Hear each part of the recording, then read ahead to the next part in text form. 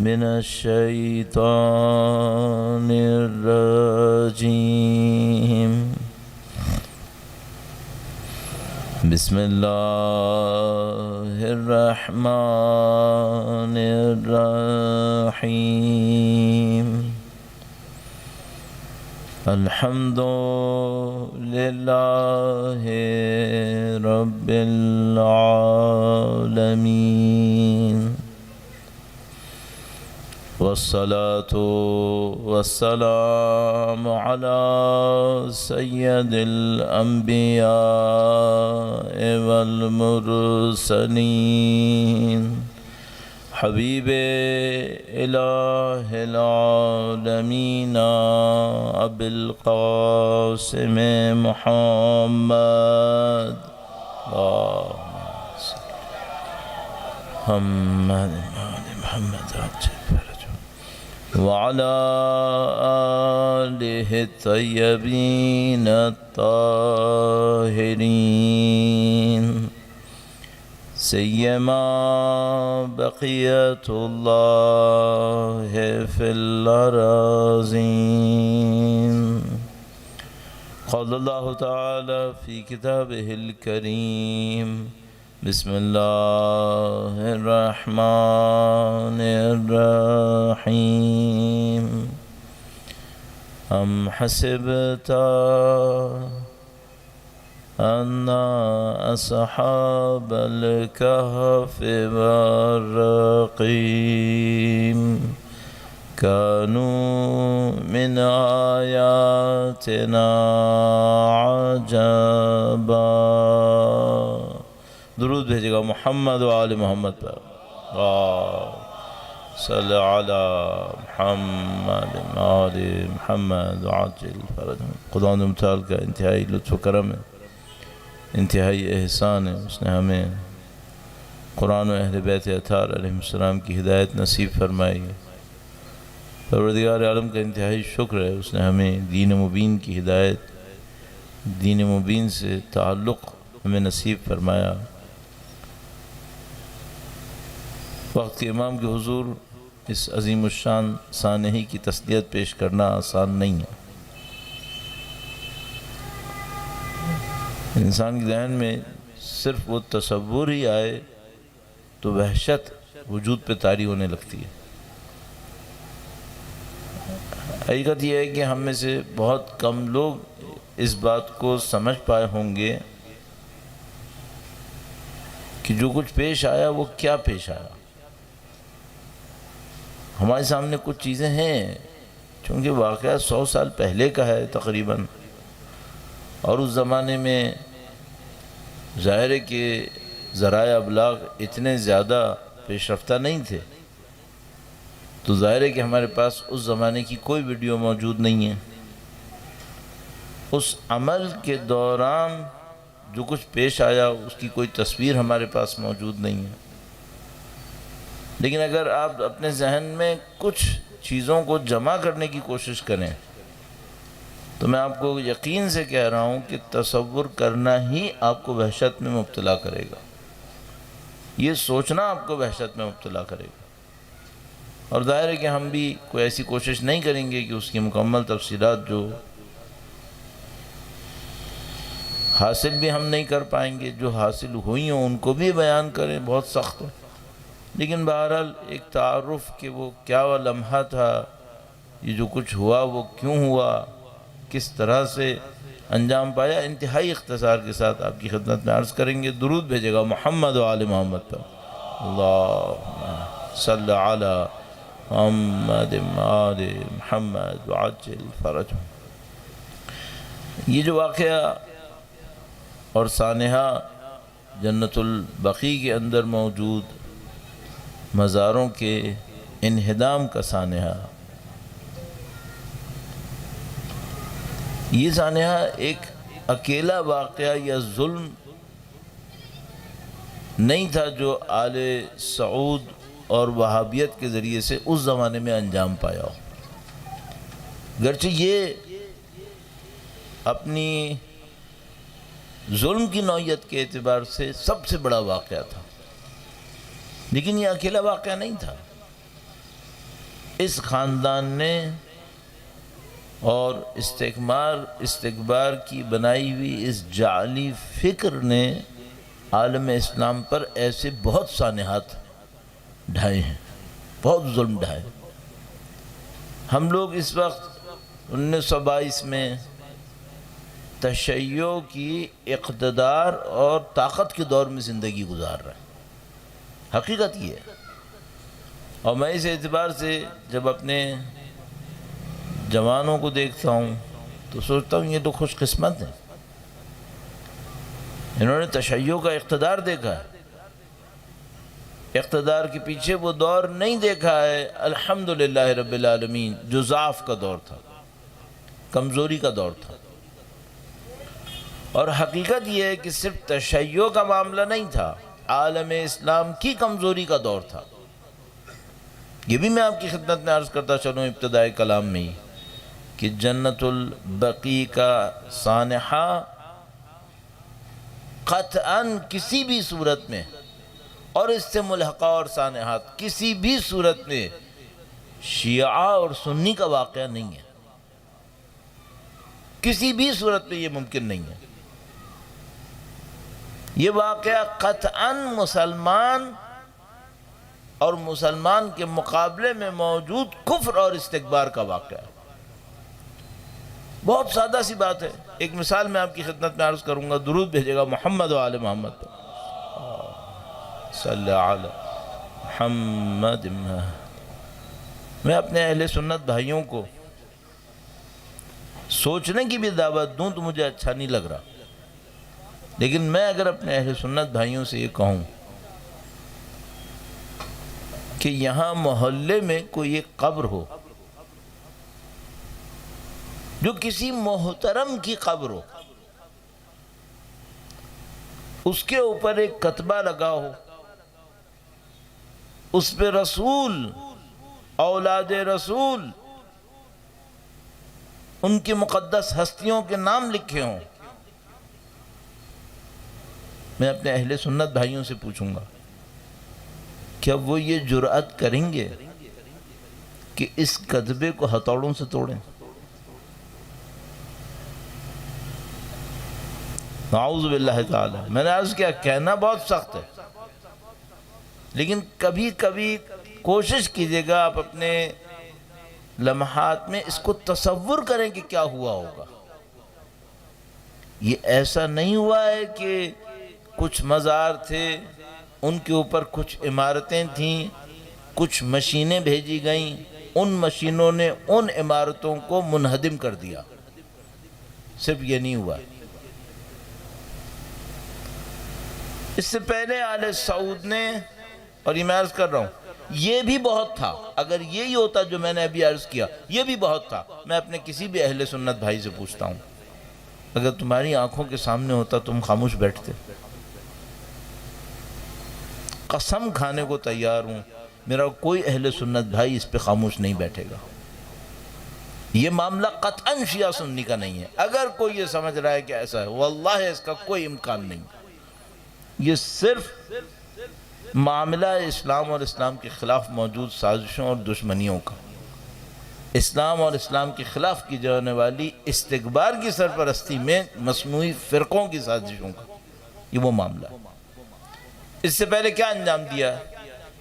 اسی فرقہ آل سعود نے اور وہابیت، جو دونوں ایک دوسرے کے ساتھ ملے ہوئے تھے۔ آپ کو پتہ ہے آل سعود ایک قبیلے کا نام ہے، وہابیت ایک فکر کا نام ہے، ایک مصنوعی فرقے کا نام ہے۔ جس طرح سے انگریزوں نے اپنی دور میں 3 بڑے فرقے مسلمانوں کو کچلنے کے لیے بنائے، ایک ہی زمانے میں تقریباً۔ تو آپ جب بھی جنت البقیع کی بات کریں تو ضرور اس کو سوچئے گا کہ اس کے سرپرست کون تھے۔ اگر آپ اور میں یہ سوچیں کہ صرف آل سعود تھے اور وہابیت تھی جنہوں نے مل کے یہ کام کیا، ممکن ہی نہیں ہے، قطعاً ممکن نہیں ہے۔ کیوں؟ ان کے حاکم کون تھے؟ ان کو لانے والے کون تھے؟ اس وقت پورے عالم اسلام کے اوپر طاقت کس کی تھی؟ کیا یہ کہہ سکتے ہیں کہ ان کی مرضی کے بغیر ہوا؟ جبکہ آل سعود اور وہابیت کی مشاورت اور ایڈوائزنگ مکمل انگریز جنرلز کر رہے تھے. تاریخ میں نام موجود ہے، ایک انگریز جاسوس کا نام موجود ہے جس نے آل سعود کی مدد کی ہے اس زمانے کے عثمانیہ کو شکست دینے کے لیے، جس میں آپ جانتے ہیں لارنس آف عربیہ سب سے مشہور ہے. اسی طریقے سے شیکسپیئر نام کر کے تھا، ایک جان فیلبی نام کر کے تھا. ان سب لوگوں نے مل کے کام کیا. یہ انگریز جاسوس تھے، یہ ان کے ایڈوائزرز تھے جب آل سعود نے اس سانحے کو انجام دیا. تو جب اگر میں بات کروں جنت البقیع کو کس نے منہدم کیا، میں مطمئن ہو کہ آپ کی خدمت میں عرض کر رہا ہوں استکبار نے کیا، جس کی سرپرستی انگریز کر رہے تھے، انگلستان کر رہا تھا. آج وہ جو شرفا بنے بیٹھے، آج وہ جو انسانی حقوق کے علمبردار بنے بیٹھے، یہ تھے جنہوں نے ان قبروں کو منہدم کیا تھا، یہ تھے جنہوں نے ان عمارتوں کو منہدم کیا تھا. اور عمارتوں کو منہدم کیسے کیا تھا؟ میں معذرت چاہتا ہوں، یہ کہنا مجھے اچھا نہیں لگ رہا ہے، لیکن اس سے چند سال پہلے کربلا پہ حملہ ہوا تھا.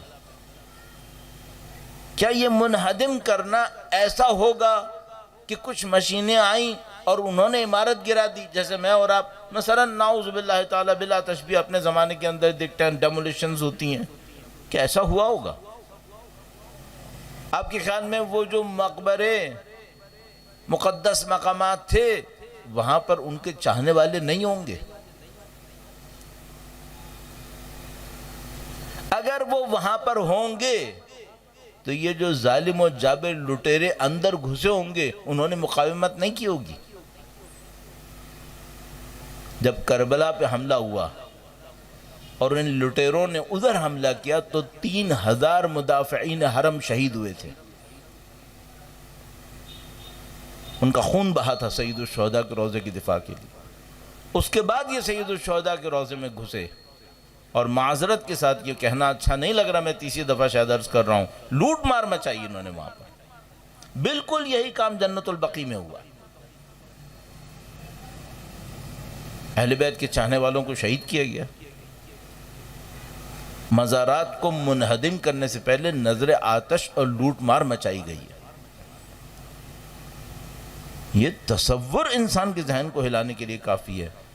عام انسانوں کی قبور کے ساتھ اگر کوئی کام کرے، بلا تشبیہ عرض کر رہا ہوں، چند سال پہلے ہم نائجیریا کے بارے میں سن رہے تھے کہ شیخ زکی کو جب اسیر کیا اس کی فوج نے، نائجیریا کی فوج نے، تو فوجیوں نے شیخ زکی کے آبائی گاؤں کے اوپر حملہ کر کے ان کے اجداد کی قبروں کو آگ لگائی.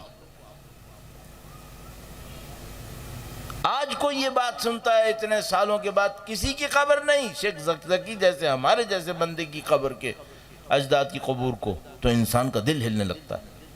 کون ایسے سانحے کرنے والے ظالم و جابر انسان تھے؟ کربلا میں گھسے، کربلا کو نظر آتش کیا، نعوذ باللہ تعالی، صد نعوذ باللہ، لوٹ مار کا نشانہ بنایا. 3000 سے زیادہ لوگ زائرین اور مدافعین وہاں پر شہید ہوئے، اور نہیں معلوم کس کس علاقے میں گئے ہوں گے، اللہ جانتا ہے. کربلا ظاہر ہے صرف ایک جگہ تو نہیں ہے، وہاں تو چپے چپے کے اوپر کوئی نہ کوئی نشانی موجود ہے. کہاں کہاں جا کر انہوں نے یہ کام کیا. اس کے بعد جب یہاں معاملہ آیا حجاز کی سرزمین کے اوپر، تو جنت البقیع کے ساتھ ساتھ مکہ کے اندر جنت المعلی کی ایک ایک مزار کو منہدم کیا، جہاں حضرت خدیجہ سلام اللہ علیہ کا روضہ تھا. درود بھیجے گا محمد و آل محمد صلی اللہ علیہ محمد. حضرت ابو طالب کا روضہ وہاں پر تھا. حضرت حمزہ اور باقی شہداء کے اور مرحومین اہل بیت اطہار علیہ السلام کے اصحاب رسول کے مقامات وہاں پر موجود تھے، خود جنت البقیع کے اندر. مجھے تعجب ہے جو لوگ کہتے ہیں کہ ہم اصحاب کے لیے زندگی گزارنا چاہتے ہیں. کیوں خاموش ہیں اس ظلم کے اوپر؟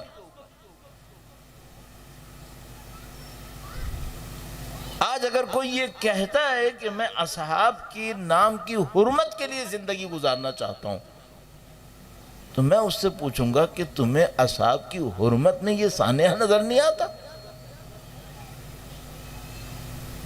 جنت البقیع عظمت رکھتی ہے. جنت البقیع بی بی کے روضے کی وجہ سے، ائمہ بقی کے روضات منورہ کی وجہ سے، دوسری عظیم الشان ہستیاں وہاں پر تشریف فرما ہیں۔ تو جو رسول کے چاہنے والے ہیں، رسول کی اولاد و اصحاب کے چاہنے والے ہیں، وہ اس سانے پہ خاموش کیوں تھے؟ البتہ یہ عرض کرنے کے بعد یہ بھی عرض کرتا چلوں کہ الحمدللہ رب العالمین، خدا کا انتہائی لطف و کرم ہے، انتہائی احسان ہے کہ اس امت اسلامیہ نے یہ 80-90 سال تو گزارے صدمے کے اندر، لیکن اگر مجھ جیسے انسان سے اس وقت کوئی پوچھے اب مستقبل کیا دیکھ رہے ہیں، تو مجھے اتنا سا بھی شبہ نہیں ہے، اتنا سا بھی شبہ نہیں ہے کہ خدا کی قسم یہ روضات دوبارہ یقیناً بنیں گے، کوئی شبہ نہیں ہے اس کے اندر۔ یا قطعاً اس میں کوئی شبہ نہیں رکھیے گا اپنے دل کے اندر، اور ہم انشاءاللہ اگر خدا نے سعادت دی اپنی زندگی میں دیکھ کے مریں گے انشاءاللہ، کوئی چانس نہیں ہے ان کے پاس بچنے کا۔ البتہ یہ کہ یہ سانحہ کیسے انجام پایا، عالم اسلام کیا کر رہی تھی، تو یہ بھی میں آپ کی خدمت میں عرض کرتا چلوں، ضعف تو یقیناً تھا کہ عالم اسلام اس وقت انگریزوں کے چنگل میں تھی۔ اگر یہ انگریزوں کے چنگل میں اتنا نہ ہوتی تو میں آپ کو قطعاً کہہ رہا ہوں کہ یہ ہو ہی نہیں سکتا تھا۔ تو جتنی بھی فریاد اور طاقت آپ کے ذہن کے اندر جنت البقیع کے حوالے سے ہو، وہ جہاں آل سعود اور وہابیت کے خلاف اٹھائیں، اتنی ہی طاقت سے ان انگریزوں کے خلاف اور انگلستان کے استعمار کے خلاف اٹھانا ضروری ہے۔ ان کی سرپرستی میں یہ انجام پایا۔ آپ اور میں اس سرزمین کے اوپر بیٹھے ہوئے ہیں جو اس وقت ہندوستان کہلا رہی تھی۔ یہ بھی عرض کرتا چلوں، ان کا ہدف کربلا کے بعد، جنت المعلی کے بعد، جنت البقیع کے بعد ختم نہیں ہو رہا تھا۔ یہ تو لطف خدا تھا کہ تمام تر ضعف کے باوجود، تمام تر کمزوریوں کے باوجود امت اسلامیہ نے عظیم اپنے رہنماؤں مثلا محمد علی جوہر اور دوسرے لوگوں کی سرپرستی میں ایسی موومنٹس چلائیں کہ جس کے نتیجے میں اور بات آگے نہ بڑھ سکی، ورنہ آپ کے خیال میں اگلا ہدف کیا ہوتا؟ اگلا ہدف وہ ہوتا جس کو کہنا بھی ہمیں اچھا نہیں لگے گا۔ یہ یقیناً ان کے ایجنڈے میں تھا، اور ایک ایک کر کے وہ تمام کاموں کو انجام دے رہے تھے، جس کے بعد اگلا ہدف یہی ہونا قطعاً نظر آ رہا تھا۔ مسلمانوں کو، اس زمانے کے مسلمان لیڈرز بے بسی کے باوجود الحمدللہ رب العالمین اپنی زندگی میں ایک کام ضرور کر گئے، وہ یہ کہ جنت البقیع کے بعد وہ یہ سمجھ گئے کہ اگلا ہدف کیا ہے، اور انہوں نے پوری طاقت لگائی، پوری زور لگانے کے بعد کم از کم آل سعود کو اس اگلے ہدف سے منصرف کروا لیا، آگے نہیں بڑھنے دیا۔ یہ میں ان مسلمانوں کی کمزوریوں کی توجیہ نہیں کر رہا ہوں، لیکن میں آپ کی خدمت میں آل سعود اور وہابیت کی بدبختی کو واضح کرنا چاہتا ہوں کہ یہ اس پہ رکنے والے نہیں تھے۔ یہ رکے اس وجہ سے کہ مسلمانوں کا رد عمل غیر معمولی زیادہ ہو گیا تھا، اس کا مقابلہ نہیں کر سکتے تھے پھر، اور اس موقع کے اوپر انگریزوں نے دیکھا کہ اگر یہ ایسا ہوا تو نہ صرف آل سعود اور وہابیت جائے گی، بلکہ انگریزوں کو بھی اس سے زیادہ بدبختی میں جانا پڑے گا، اور ان کے ایجنڈاز میں بھی اور بھی بہت کچھ تھا۔ اور وہ کیا تھا؟ جب یہاں پہ اپنے اس ہدف کو کامیابی سے حاصل نہیں کر سکے تو انہوں نے سارا رخ کیا بیت المقدس کا، اور بیت المقدس کو مسلمانوں کے ہاتھ سے نکال لیا۔ تو عزیزان محترم، یہ تو تھی تاریخ، ہم نے بہت سانحہ جھیل لیا۔ میں مصائب میں اس کے اوپر اور عرض کروں گا ابھی، لیکن حقیقت یہ ہے، ایسا نہ ہو کہ ہمارا جوان یہ سمجھے کہ ہم نے 90 سال ضائع کر دیے، نہیں، ایسا نہیں ہوا۔ بحمدللہ رب العالمین، اللہ کا کرم ہے، خداوند متعال کا لطف ہے، مسلمانوں نے اس واقعے سے اور اس سانحہ سے بہت کچھ سیکھا ہے۔ ہاں دیر لگی ہے، یقیناً دیر لگی ہے، اتنی دیر لگی کہ جنت البقیع کے باوجود بیت المقدس ہاتھ سے نکل گیا۔ اس کے باوجود بیت المقدس ہاتھ سے نکل گیا۔ لیکن یہ میں آپ کی خدمت میں عرض کروں کہ اگر یہ رد عمل نہ دکھاتے تو جو میں آپ سے نہیں کہنا چاہ رہا کہ وہ یہ کرتے، وہ اس مدینے کے اندر بھی ہوتا اور مکہ کے اندر بھی ہوتا، وہ وہاں پہ بھی بات جاتی، اس کو بھی نہیں چھوڑنا تھا انہوں نے۔ آپ کہیں گے کہ نہیں مولانا ایسا نہیں ہو سکتا تھا، بس یہیں پہ رہنا تھا، تو معذرت کے ساتھ عرض کروں گا، کیا تاریخ میں انہی کے اجداد نے خانہ کعبہ کو آگ نہیں لگائی ہے؟ کیا یہ پہلی دفعہ حملہ کر رہے ہیں کیا؟ کیا انہی کے اجداد نے مسجد نبوی کو، اب میں کہنا بھی نہیں چاہ رہا کہ کس کس حالت میں مسجد نبوی کو رکھا ہے، کیا نہیں رکھا ہے؟ کیا تاریخ میں ایسا نہیں ہوا ہے؟ یہ سب ہوا تھا۔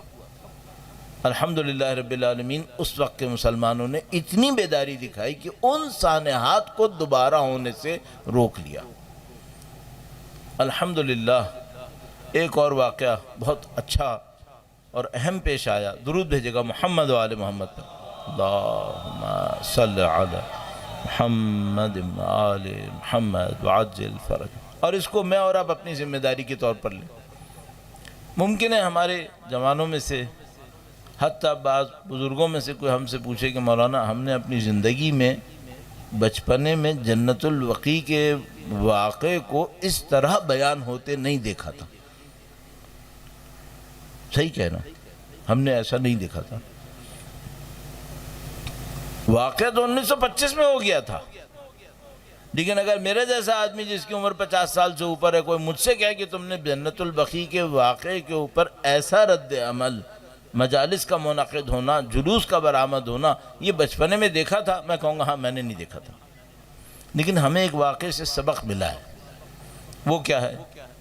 وہ یہ کہ اگر تم واقعہ نہیں دہراؤ گے اور واقعے کو یاد نہیں رکھو گے تو پھر اس سے بڑے سانحے کے لیے تیار ہو جاؤ، اس سے بڑے سانحے کے لیے تیار ہو جاؤ۔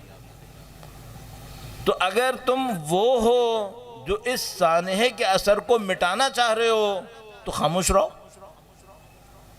مت بولو، سانحے کا اثر مٹ جائے گا، ظالم کو پناہ مل جائے گی۔ جرم اور جنایت کو کوئی جرم کہنے والا نہیں بچے گا تو اس کے بعد کیا ہوگا؟ کیا معاملہ ختم ہو جائے گا؟ نہیں، نعوذ باللہ تعالیٰ، اگلے سانحے کے لیے تیاری کرو، اگلے واقعے کی تیاری کرو گے، اور کون یہ چاہے گا؟ تو اگر نہیں چاہتے تو پھر ایک ہی راستہ ہے، ظالم کو ظالم بولو، جرم کو جرم کہو، اور اگر 90 سال کے بعد بھی یہ جرأت میں اور تم اپنے اندر نہ لا سکیں تو پھر سمجھ جاؤ کہ جنت البقیع کیسے قربان ہوئی۔ اگر 90 سال کے بعد بھی ہمارے اندر اتنی جرأت نہ آئی ہو تو سمجھ جاؤ کہ کیسے قربان ہوا ہوگا۔ پھر اس زمانے کے لوگوں نے بھی سکوت کر لیا ہوگا۔ پھر تو عزیزان محترم، مولا کا احسان کرم ہے، ہم لوگ ضعف کے زمانے میں نہیں ہیں۔ اب ہم اپنے دشمن کو بھی کچھ چیزیں بتانا چاہتے ہیں۔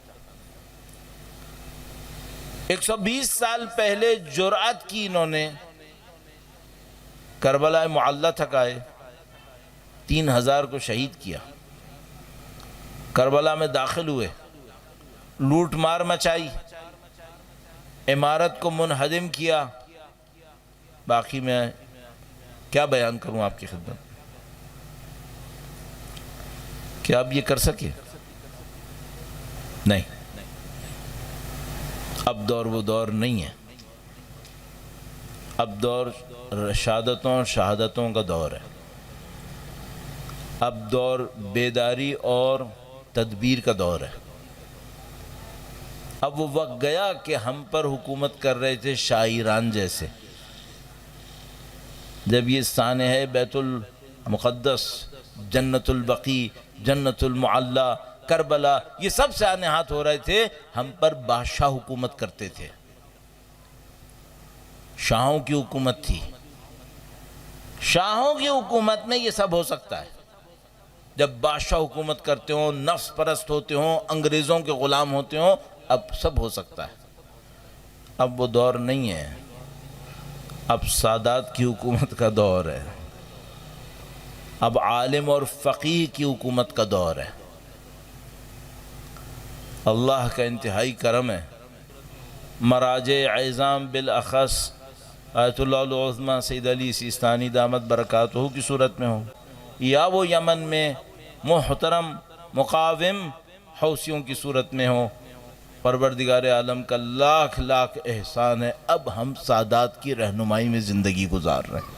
ان تمام کی عزت و سلامتی کے لیے، مزید اقتدار کے لیے اور ان کی دشمنوں کی نابودی کے لیے درود بھیجیں محمد و آل محمد پر۔ محمد آل محمد عجل فرجہ۔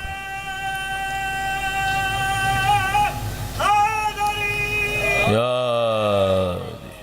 130 سال پہلے کچھ لوگوں کو لے کر آئے، کربلا میں گھس گئے۔ 1979 میں امام خمینی نے انقلاب برپا کیا، انقلاب کی فکر کو چپے چپے پہ پہنچایا۔ عراق کے اندر مراجع اعظام دامت برکاتہم الشریف، انہوں نے اپنی قوم کو بیدار کیا، سب لوگوں کے اندر یہ بیداری آ گئی۔ اس کے بعد پوری دنیا کوشش کرتی رہی کہ ایک بار پھر وہ کر لے جو 120 سال پہلے کیا تھا۔ اس وقت انگریزوں کا اقتدار تھا، یو کے کا اقتدار تھا، اب امریکہ نے سمجھا میرا اقتدار ہے، میں کر لوں گا۔ وہی منصوبہ پھر بنا۔ 1990 میں کس کو پامال کرنے آئے تھے؟ امریکہ مرد آباد، امریکہ مرد آباد، اسرائیل مرد آباد، اسرائیل مرد آباد، آل سعود مرد آباد، آل سعود مرد آباد۔ یہ پوری دنیا سے کفر کا لشکر جمع کر کے لائے۔ 1990 میں ایک اتحاد تشکیل دیا 32 ممالک کا۔ پھر 2003 میں دوبارہ عراق کے اوپر آئے۔ میں نے جو کلپس اس زمانے میں ٹیلی ویژن پر امریکی فوجیوں کے حرم امیر المومنین کی طرف بڑھنے کے تھے دیکھے تھے، آپ لوگوں نے بھی دیکھے ہوں گے۔ کیا ارادے لے کر آئے تھے؟ ناکام ہوئے۔ الحمدللہ سادات کی رہنمائی میں تدبیر کی علماء نے، عوام کو کال کیا گیا، تمام ظالموں کو باہر نکال دیا گیا۔ امریکہ اپنے پورے اقتدار کے ساتھ حرم تک نہیں آ سکا، قبضہ نہیں کر سکا۔ اس کے بعد ناکامی کے بعد اب انہوں نے ایک اور راستہ اختیار کیا، تکفیریوں کا راستہ۔ اب خود نہیں آئے، تکفیری ایجنٹوں کو لے کر آئے۔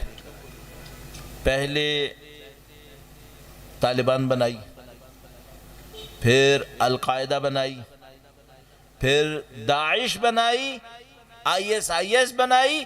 ان تمام تکفیریوں کو جمع کر کے پھر اسی ہدف سے آئے جس سے 120 سال پہلے آئے تھے، پھر وہی کرنا ہے۔ آپ کہیں کہ نہیں اس دفعہ وہ نہیں تھا، تو پھر اصحاب رسول کی قبریں کیوں پامال ہوئیں؟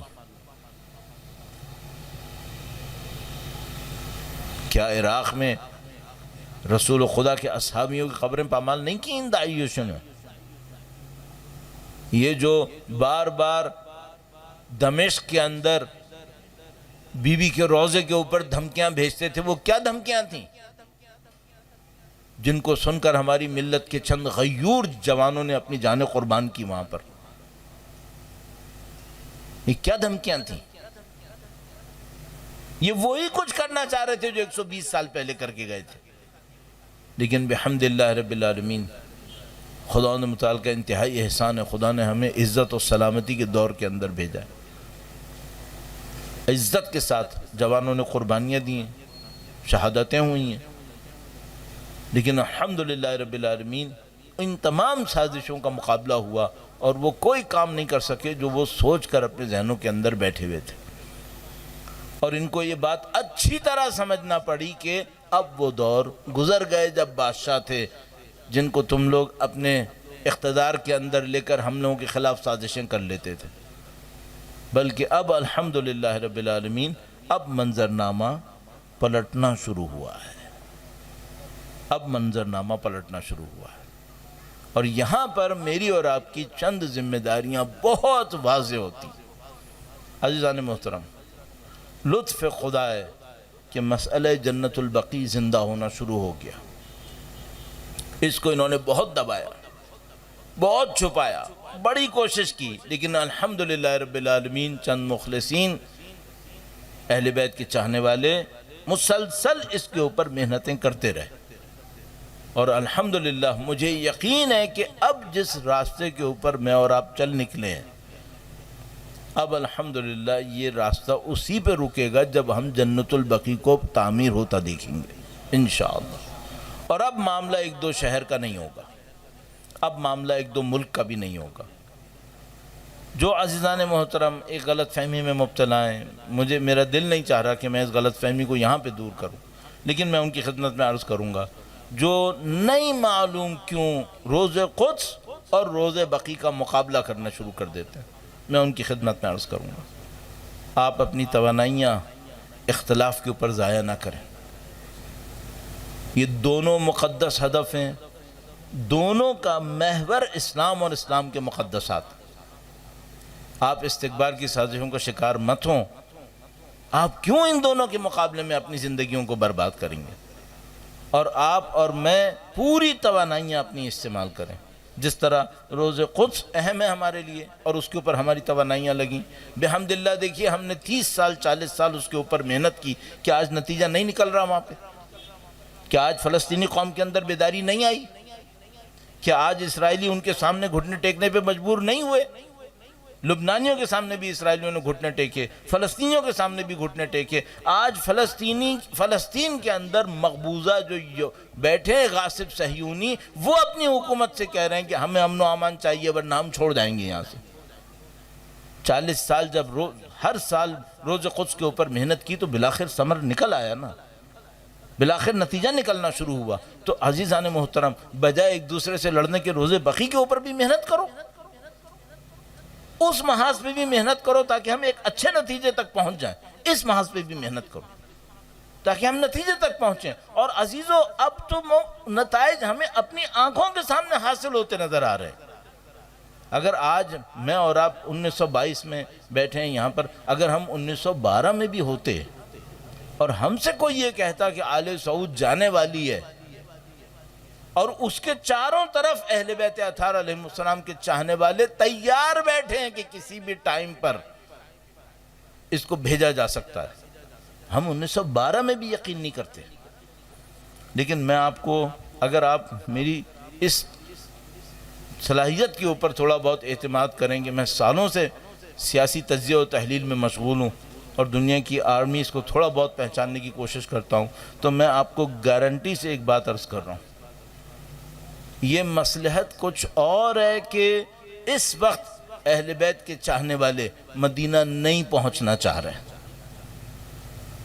اگر پہنچنا چاہیں، میں بار بار قسم نہیں کھاؤں گا، لیکن میں آپ کو بتاؤں گا معاملہ ہفتوں کا نہیں ہے یہ۔ پھر اگر پہنچنا چاہیں، یہ دنوں کا معاملہ ہے، صرف چند دنوں کا معاملہ ہوگا اگر پہنچنا چاہیں۔ نہیں پہنچنا چاہ رہے، یہ وجہ کچھ اور ہے۔ تو آل سعود کا گرنا اس وقت ون آف دا آپشنز نہیں ہے، انیویٹیبل آپشن ہے، ناقابل اجتناب ہے، اس کا گرنا یقینی ہے۔ کیوں اس وقت یہ مصلحت ہے کہ تھوڑا رکا جائے، یہ ایک علیحدہ معاملہ ہے، یہ ایک علیحدہ معاملہ ہے۔ لیکن اگر گرانا چاہیں تو میں آپ کو یقین سے کہہ رہا ہوں، معاملہ ہفتوں کا نہیں ہے، پھر یہ معاملہ چند دنوں کا۔ اور میرا اپنا یہ خیال ہے کہ پروسیس شروع ہو چکا ہے، یہ پروسیس ایک خاص مرحلے سے گزرے گا، اس کی سپیڈ سلو ہو سکتی ہے اور اس کی سپیڈ تیز بھی ہو سکتی ہے۔ یہ کچھ حادثات ایسے بھی آ سکتے ہیں جس کے نتیجے میں یہ سپیڈ اچانک تیز ہو جائے، اور یہ بھی ہو سکتا ہے کہ جس روٹین پہ اس وقت چل رہے ہیں اسی میں چلتے رہیں۔ لیکن اس میں کوئی شبہ نہیں ہے کہ انشاءاللہ یہ ظالم اپنے ٹھکانوں کو روانہ ہوں گے انشاءاللہ۔ جس طرح رہبر معظم نے ایک جملہ بہت بڑا کہا تھا نا، اس میں وہ یہ جملہ چھپا ہوا ہے۔ رہبر معظم نے ایک جملہ کہا، انہوں نے جوانوں کو دیکھ کر کہا کہ یقیناً آپ لوگ بیت المقدس میں نماز پڑھیں گے۔ تو اگر میں آپ کو گارنٹی سے کہہ رہا ہوں کہ اگر ہمارے جوان بیت المقدس میں نماز پڑھیں گے تو قطعاً جنت البقیع تعمیر ہو چکا ہوگا، ہو چکا ہوگا۔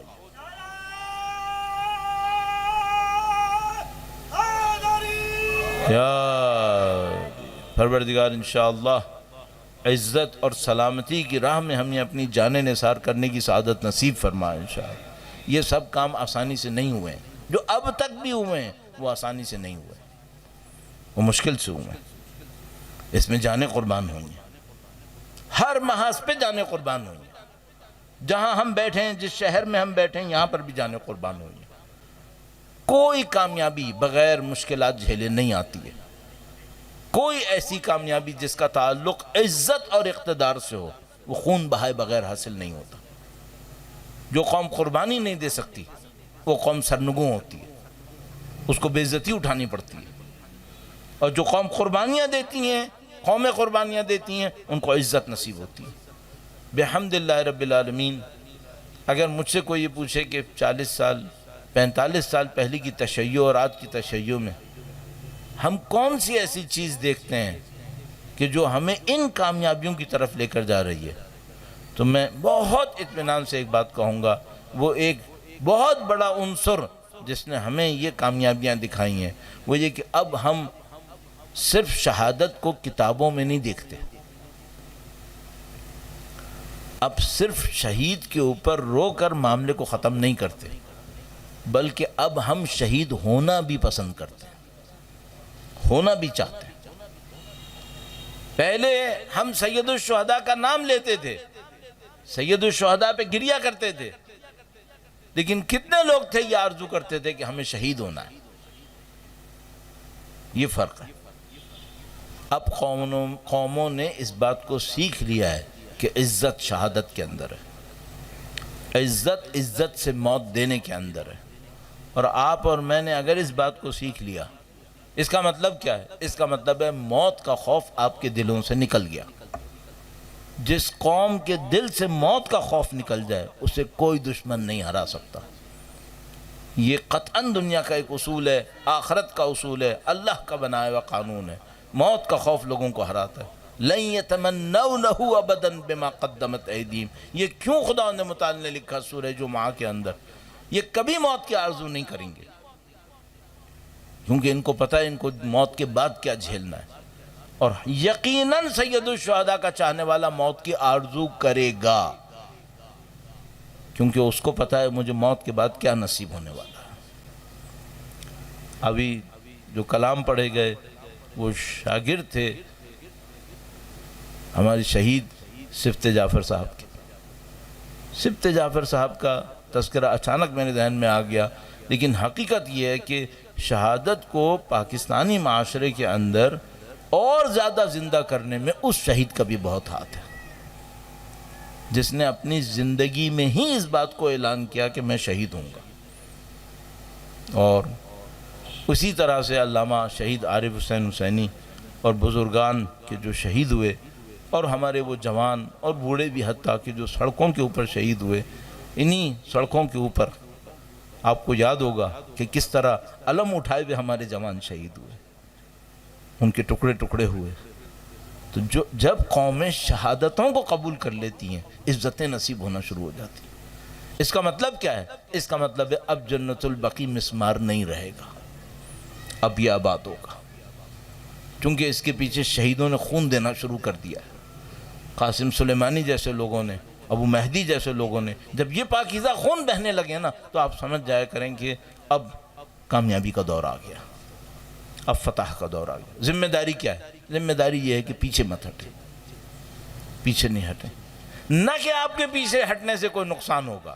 یہ بھی میں آپ کی خدمت میں عرض کر دوں، میرا جیسا کوئی بھی اگر پیچھے ہٹنے کی کوشش کرے گا اب نقصان نہیں ہوگا، ہم پیچھے رہ جائیں گے، یہ ہوگا اور لوگ آ جائیں گے ہماری جگہ پر، کوئی مسئلہ نہیں.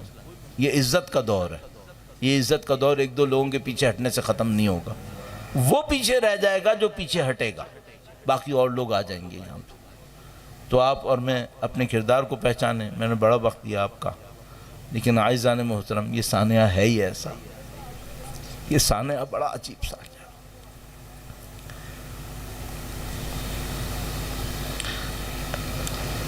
بعض اوقات ایسا ہوتا ہے ہم کسی کو بتاتے ہیں کہ کچھ لوگ سیدہ کے گھر تک بھی آئے تھے، تو کچھ مانتے ہیں کچھ نہیں مانتے. ہم بتاتے ہیں تو جو مانتے ہیں وہ تو مان لیتے ہیں اور غم کرتے ہیں، سروں کو پیٹتے ہیں، گریہ کرتے ہیں. جو نہیں مانتے وہ کہتے ہیں کہ ایسا کیسے ہو سکتا ہے کہ کوئی مسلمان نبی زادی کے گھر میں ایسے داخل ہو جائے. تو شاید خدا نے جنت البقیع کا سانحہ اس لیے کیا ہو کہ جو نہ مانتا ہو اس کو یہ پوچھے کہ یہ بتا کہ سیدہ کی قبر کو مسمار کس نے کیا. اللہ اکبر. تصور وحشتناک ہے کہ کچھ لوگ گھسے سیدہ کے روضے کو مسمار کیا ہے، نعوذ باللہ تعالی. دسیوں اصحاب کے روضے، بی بی ام البنین کا روضہ. عزیزو دنیا کیا دنیا ہے، وہ بی بی جو سالوں گریہ کرتی رہی.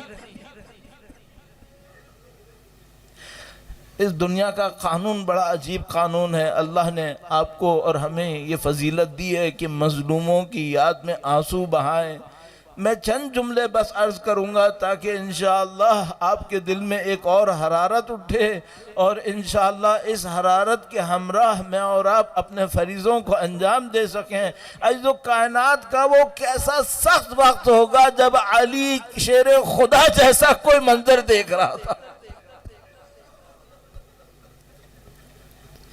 مجھے نہیں معلوم امام وقت پہ کیا گزری ہوگی جب جنت البقیع مسمار ہو رہا ہو. نہیں معلوم کیا سانحہ ہوا ہوگا.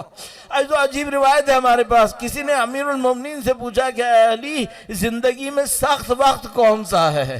امیر المومنین نے عجیب جملہ فرمایا. امیر المومنین نے فرمایا کوئی تمہاری زوجہ کو مارے.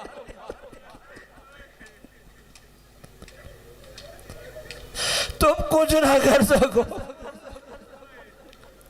سلام ہو ہمارا مولا امیر المومنین کی ذات پر، سلام ہو بی بی زینب کبریٰ، بی بی ام کلثوم، امام حسنین کی ذات پر جن کے سامنے ان کی مادر گرامی کو